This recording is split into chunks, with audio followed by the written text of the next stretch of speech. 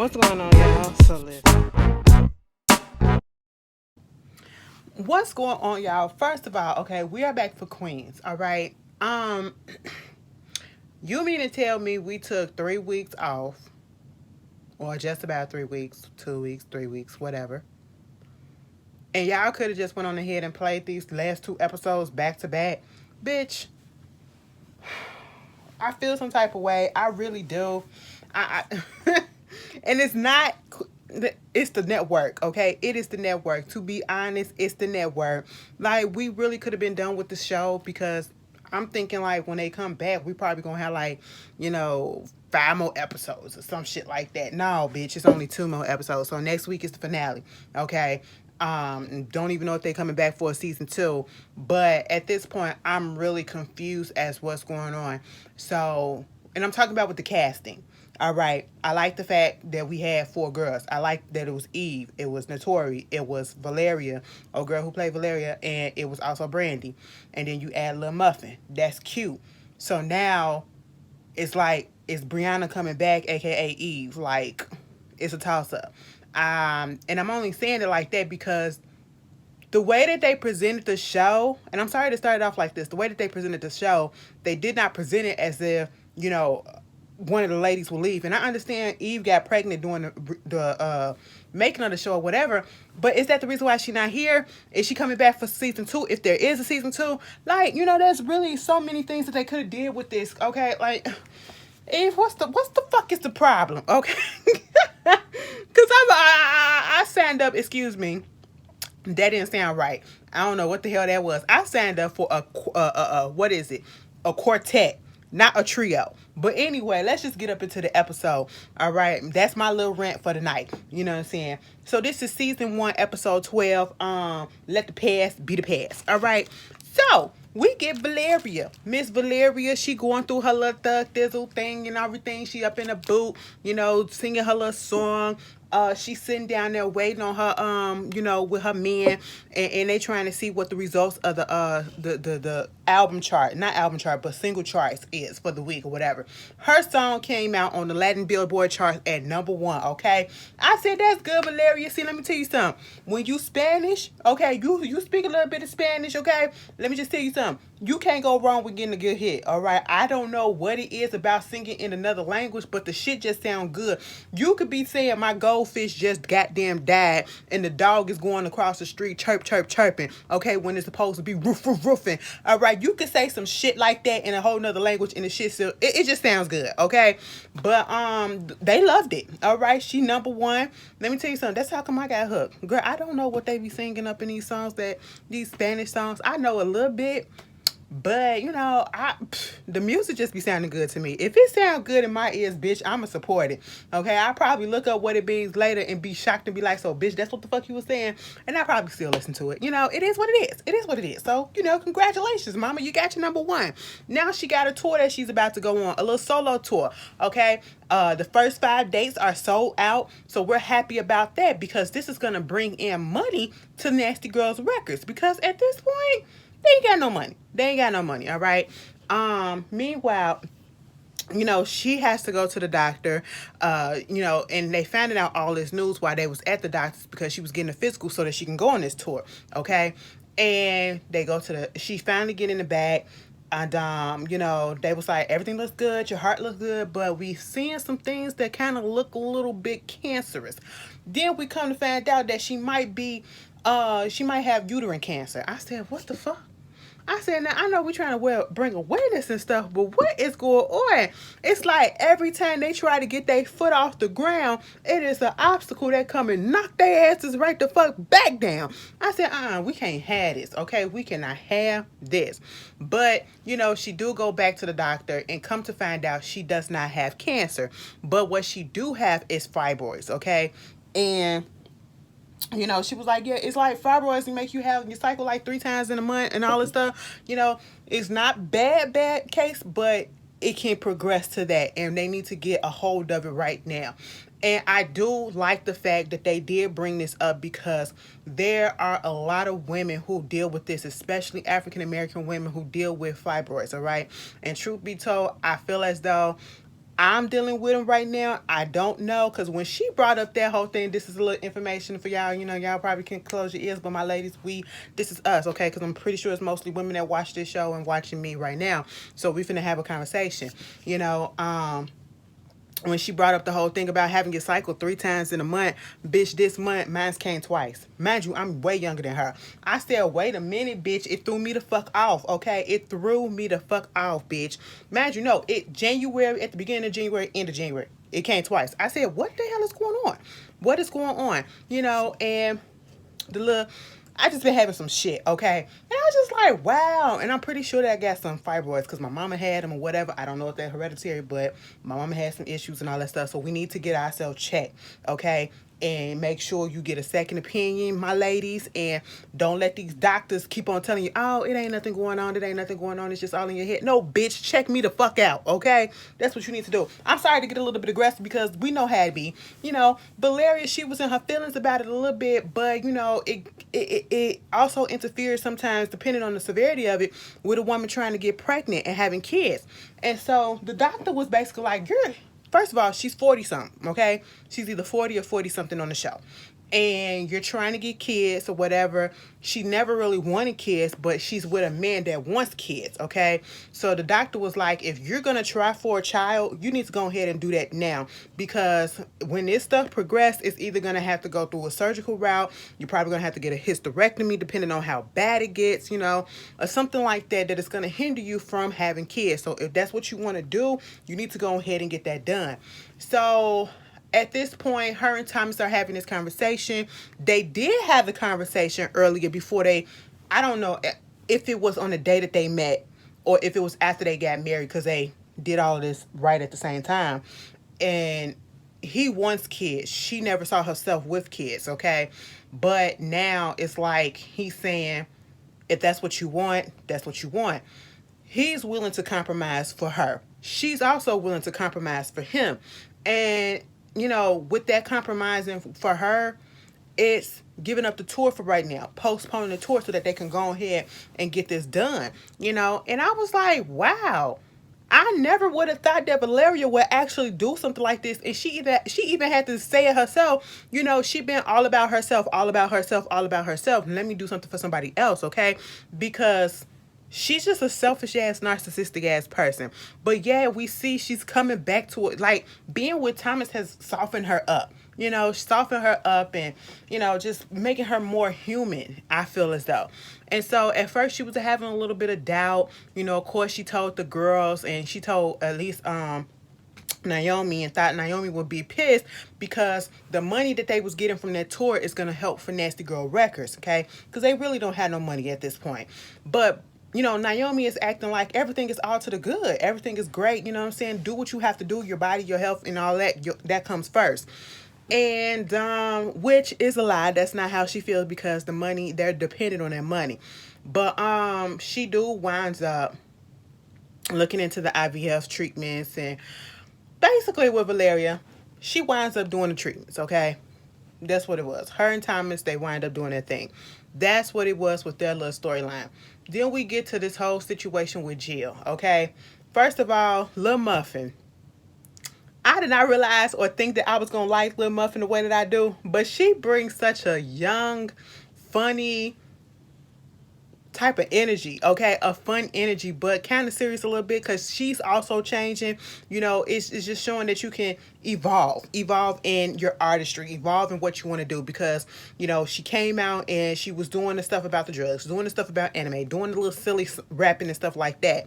You know, the typical what all the girls and men are, the boys are rapping about now when they come out, these young artists. But now, you know, she's finishing up her album and she's doing like the conscious rapping. You know, it's more intellectual, and she's on a whole new wave of lane, and they're trying to figure out, and hopefully that people will branch onto it. So that's her only worry, you know.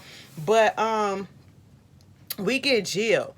Jill is working out on a treadmill, and she has the trial of her ex-husband, okay, Darren. He is on trial for three counts of attempted murder, you know, for trying to shoot at her, shooting at Bree, and shooting at Eric, okay? Well, shooting them too, you know. And before we can even hear what was going on, she cut it off. She is dealing with this whole, like, I don't know, this episode just really wasn't fun for me. It wasn't really fun for me. That's why I'm giving you the review the way that I'm giving it now. It wasn't really kiki for me or whatever. La, la, la, la. And I was just like, why are we so serious? Why are we so serious? Like, I get it, but why are we so serious, Jill? Jill, you got to let that Christian guilt go, because that's literally what she got going on. You got Darren, in the background. She still feel guilt about what happened with her, with Brie. She still feel guilt about what happened with Tina. You got Lil Muffin, the only one, like, bitch, you got Lil Muffin on here, Lauren. Okay, making sense. I mean, talking her off the ledge and telling her you gotta get out your feelings. You gotta get out this little guilt-ridden victimization that you're trying to, put yourself in. All right, go in there and do your music. That's what you need to do, because she's just been deep in her feelings for the second half of this whole season. I just don't understand it. Like, come on, where is Jill the Thrill? Where is Jill the Thrill? All right, and she winds up talking to Tina. Well, before that, we wind up getting a verdict from Darren's trial. And it comes back saying that he's guilty on all 3 counts. But then he said something in the court, basically blaming Jill and saying that she's an evil person and she's going to be dealt with, or whatever. Woo, woo, woo. All this Bible thumping shit. Okay? And it makes me so mad. And I'm also a little bit confused as to what the heck was it that Jill saw out of all the men that you can get with to play beard with, to play undercover with, you know what I'm saying? What the hell was it about Darren and caught your eye that said, oh, he'll do, let me marry him? He look crazy. Okay, and I don't like using that word, but he just looked like he can snap at any time. He just don't look like everything is all the way there. When we saw him, like, I just didn't understand it. And, he coming at her like he can't take responsibility, like, for the fact that he just can't let her go. And I'm just like, ugh, that is... so he about to spend the rest of his life in prison. So his words are bouncing around in her head and she just can't let that go. And Muffin was like, girl, you need to get that shit over it. Okay, let's go out. Let's go shopping. Let's go get something to eat or whatever. Get our mind off of all of this stuff. Okay, let us have some fun. Like, chill the fuck out. So while they walking down the street and they having a little conversation, baby, who pops up out of nowhere looking like a sleek ass giraffe, bitch? Tina. Because even Muffin was like, damn, you tall. I ain't never know that you was this tall. I said, girl, I ain't never know she was that tall either. Mama had heels on, okay? Mama had heels on and she looked like she was at least 6'3", okay? And I said, what's good? Mama got on, she dressed nice or whatever. They was like, why is she out here in California? At first they was like, listen, do you want to not avoid her? Do we turn away? And Jill was like, no, what we gonna do? Like, come on, let's just keep walking. So she was like, hey, Tina. And she was like, hey, what's up? And she was like, about to ask her what she doing out here. And then this white girl come up there. And I said, oh.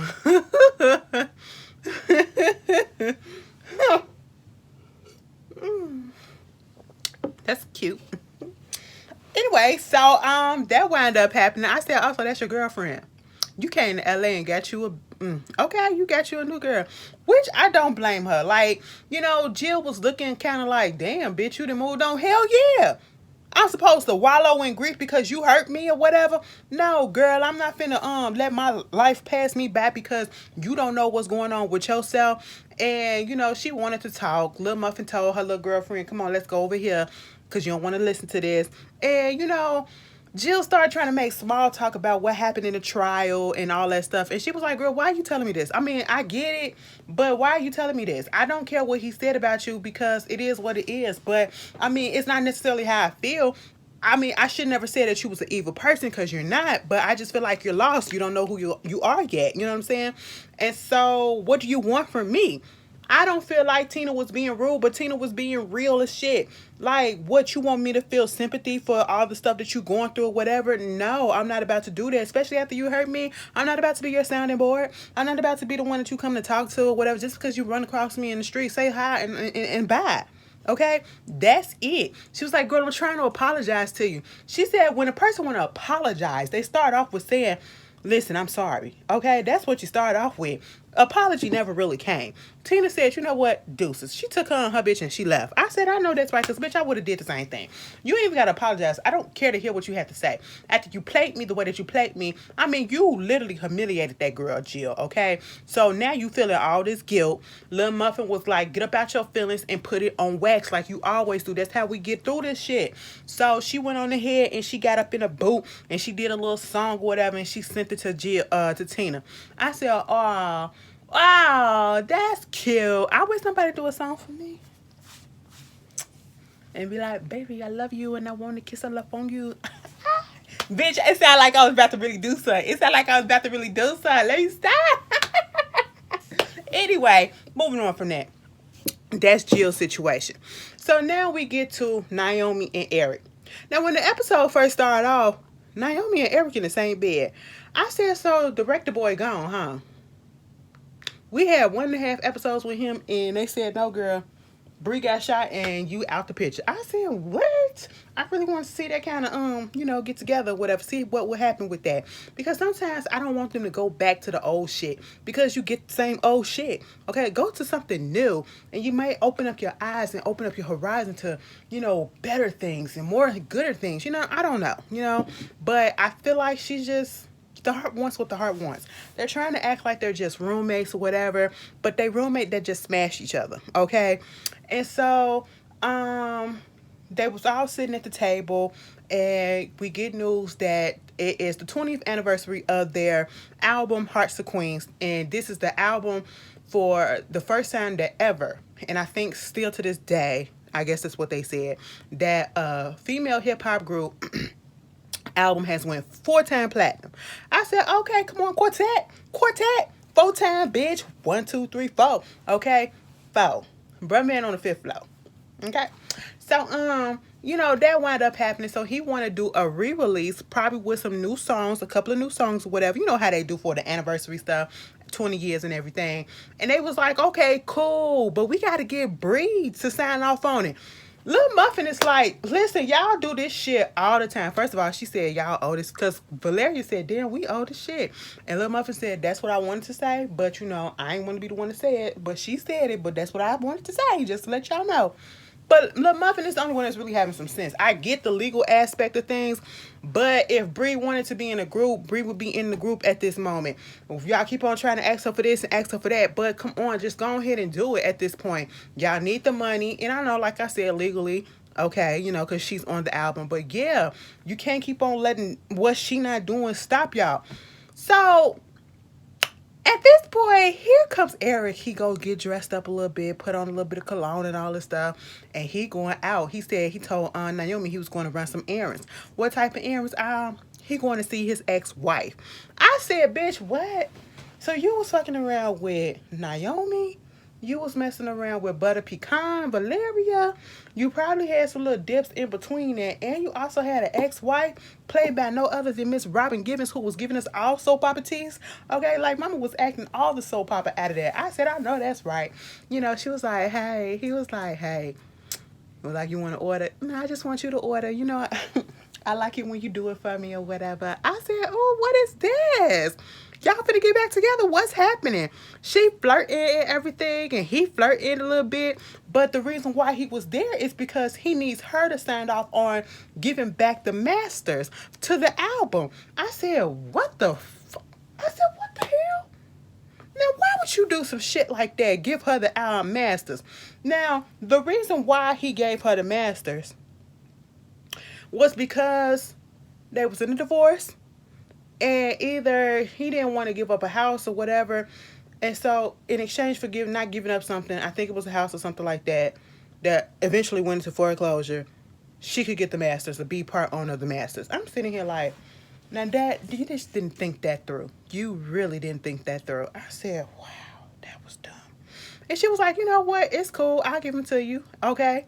And I said, oh, Mama done gave him to him a little bit too easily. That was too easy. But then, they're having a little conversation about everything, and all of a sudden his phone rings and a picture of JoJo pops up because that's who was calling him. And so, I'm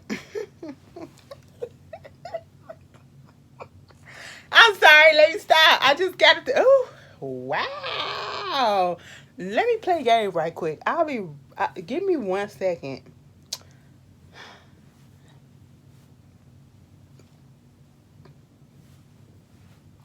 Anyway, that just threw me off. That really threw me off. Wow, I haven't had a moment like that in a second.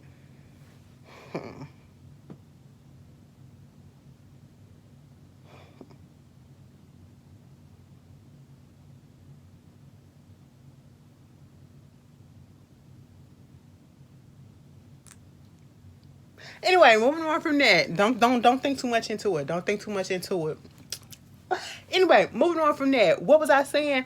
JoJo picture popped up. She was like, "Who is that? That's your little girl. You know, she looking a little young or whatever." And he was like, "No, that's my daughter." And she was like, "Your daughter?" She looked like she like what, 20 something or something like that. She was like, "Yeah, 20." And she was like, "So that means." Oh, bitch, really? So you really gonna come up here? You're gonna ask me, and you fucking around with this bitch, Naomi? Yeah, yeah. Okay. So you really want me to come through and to help you out and ask you for a favor, and you will still? That means that you had a baby with Naomi. I said, oh, girl, why you pissed? Why you pissed? That was like 20 years ago. No, they were still married. They were still married or whatever, or it was after that. Girl, it was. I don't know the timeline. Either way, she didn't know. She knew about Naomi. I don't think he wasn't messing around with Naomi when they was together, but she knew about him because he told her about him. He told her about Valeria. Um, but she felt some type of way. She was extra strong. She was like, "No, bitch, fuck you, and I'm gone. You want to act like I'm petty? You could say I'm being petty, but bitch, how dare you come and ask me about this? Okay, fuck that." I said, now, Miss Robin, sit your ass down and let's talk about this like an adult. The relationship is over and done with. You got what you got. You said that you got money. You know what I'm saying? So why are we being petty like this? Why are we still punishing this man? And so, of course, he has to go back and he has to tell Naomi what was going on and what happened and admit the truth to her. She said, "Bitch, which ex-wife? First of all, you lied to me and said that you was going to, you know, do some errands, okay? And then when you do that, the errand is really your ex-wife." She said, "Which one?" I said, "Wait a minute. Now, how many goddamn ex-wives?" Because I had to rewind it because I thought she meant how many exes. Exes can mean wives, girlfriends, dips, and all of that shit. He said, "My ex-wife." She said, "Which one?" I said, "Bitch, how many do you got? What the fuck went down in 20 years, Eric?" No wonder why you going broke, bitch. Okay, you paying alimony and all this stuff. Girl, he said, "Robin." She was like, "Ain't this some shit?" Okay, so what's going on? And that's why you went on ahead and you had your little Armani ass cologne on, trying to smell all good for this bitch, and then you want me to trust you, and you talk about something, you love me and you want to be in a relationship, but you doing all this stuff. I said, "Excuse me, why is everybody jumping down everybody back and not trying to understand what's going on here?"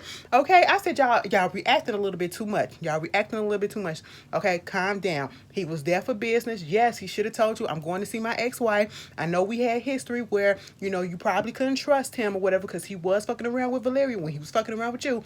Understandable, but at the same time, that's not what was going on here. Let us just sit down and have a conversation. But no, that's not what it is. But eventually, Naomi went over there and had a conversation with Robin and told her, let the past be the past. We found out the reason why Robin felt the way that she feels is because, you know, she found a letter when they was together, and I think they was married for like 6 years or whatever, and he had wrote a letter to Naomi, and she couldn't remember everything that was said, but the last line was, "It's always been you. I will always love you, and I never love anybody just like I love you," or some shit like that. So it hurt her. She was like, "That's how I knew my marriage was over with, because he could never give me and feel for me the way that he feels for you." Okay, and she was like, "That's understandable. I get that. I can't trust that bitch," but that made her realize that he really do love her.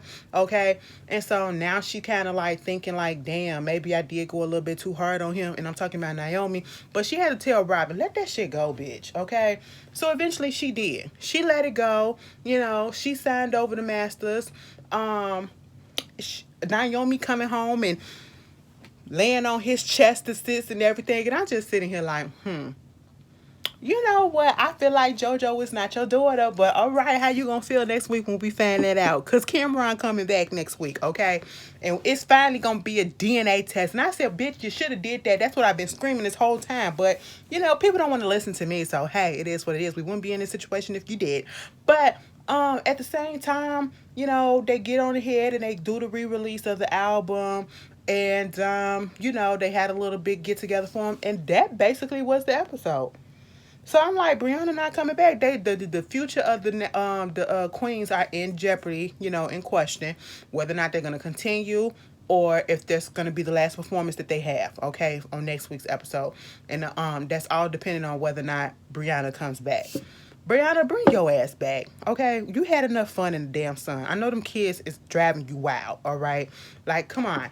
But anyway, that was Queens. If I missed anything, put it down in the comments. Let's discuss. I'm tired. I got a meeting. I gotta be at work an hour earlier than I do because of a fucking staff meeting that we could have had on Thursday when we go on our late. Girl, anyway, that ain't y'all problem. I will see y'all later. Peace.